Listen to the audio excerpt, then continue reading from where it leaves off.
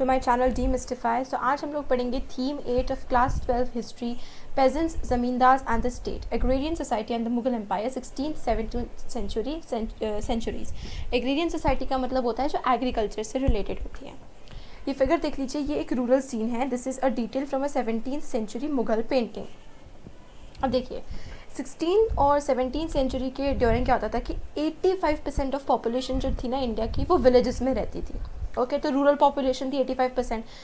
दोनों पेजेंट्स और landed elites जो थे वो एग्रीकल्चर प्रोडक्शन में इन्वॉल्व थे एंड वो क्लेम करते थे कि जितना भी प्रोड्यूस होता था उसमें अपना एक शेयर क्लेम करते थे। तो कहने का मतलब ये है कि जितने भी पेजेंट्स होते थे उनका तो डायरेक्ट यार इन्वॉल्वमेंट था ही से एग्रीकल्चर के साथ ही साथ जो एलिट्स थे जिनके पास लैंड्स होती थी। तो देखिए होता क्या था कि जो लैंड जो थी वो एक तरीके से स्टेट प्रॉपर्टी मानी जाती थी एंड जो लैंड थी, जो एलिट्स थे वो लोग भी जितना भी प्रोड्यूस होता था उसमें एक शेयर क्लेम करते थे कि आपको इतना प्रोड्यूस एज अ टैक्स हमें पे करना है। इस वजह से कोऑपरेशन, कंपटीशन और कॉन्फ्लिक्ट तीनों टाइप्स के रिलेशन हुए दोनों एलिट्स और पेजेंट्स के बीच में। मतलब कई कोऑपरेशन होता था कि चलो ठीक है एक प्रोड्यूस का एक शेयर दे दिया और इसके बदले कभी भी अगर पेजेंट्स को कोई प्रॉब्लम आती थी लैंड से रिलेटेड या कुछ भी तो वो एलिट्स उनकी हेल्प भी कर देते थे। कंपटीशन भी होता था क्योंकि प्रोड्यूस का एक शेयर देना मतलब पेजेंट्स को भी कहीं ना कहीं लॉस इन्फ्लिक्ट करना पड़ता था, कॉन्फ्लिक्ट होता था। तो इस तरीके से इनका एक मिक्स रिलेशन था। The sum of these agrarian relationships made up rural society. तो ये पूरा सम था, मतलब इसका कॉन्फ्लिक्ट, कॉम्पिटिशन, इन सब का मिला के रूरल सोसाइटी में जो था हमें एग्रेरियन रिलेशनशिप्स देखने को मिलते हैं, मतलब एग्रीकल्चर रिलेटेड रिलेशनशिप्स। इसी टाइम पे ऐसी एजेंसीज थी, आउटसाइड एजेंसीज भी, जो रूरल वर्ल्ड में एंटर करती थी।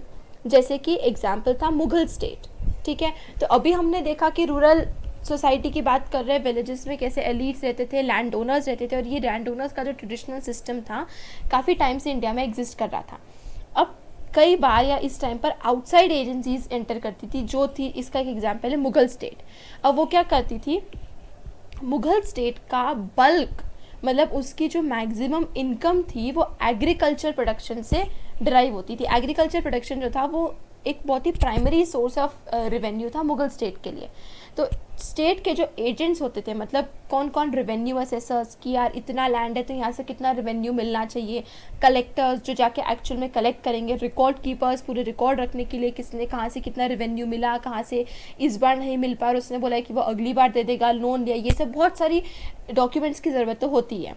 तो ये अलग अलग इनके रोल्स थे और इनका ये पूरी रिस्पॉन्सिबिलिटी थी कि एक तरीके से रूरल सोसाइटी को कंट्रोल करें, ताकि इस चीज़ की श्योरिटी हो पाए कि जो कल्टीवेशन हो रहा है और उस कल्टीवेशन में से स्टेट को एक अपना fair share of taxes regularly मिलता रहे प्रोड्यूस से। ओके, जितना भी मतलब प्रोडक्शन हो रहा है उससे एक फेयर शेयर स्टेट के लिए, मुगल स्टेट को मिलता रहा एज टैक्स। और ये तो क्योंकि बहुत सारे क्रॉप्स जो थे वो सेल के लिए ग्रो करे जाते थे, ट्रेड के लिए, मनी के लिए, मार्केट्स के लिए।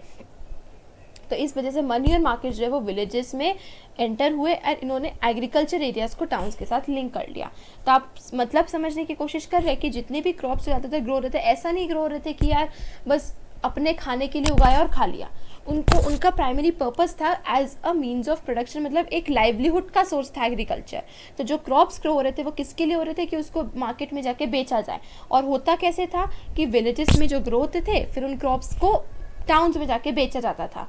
तो इस वजह से विलेजेस और टाउन्स के बीच में एक वो हो गया, वो विलेजेस जहाँ पे एग्रीकल्चर बहुत प्रोमिनेंट था उनके बीच में, टाउन्स के बीच में एक लिंक जो है वो सेटअप हो गया।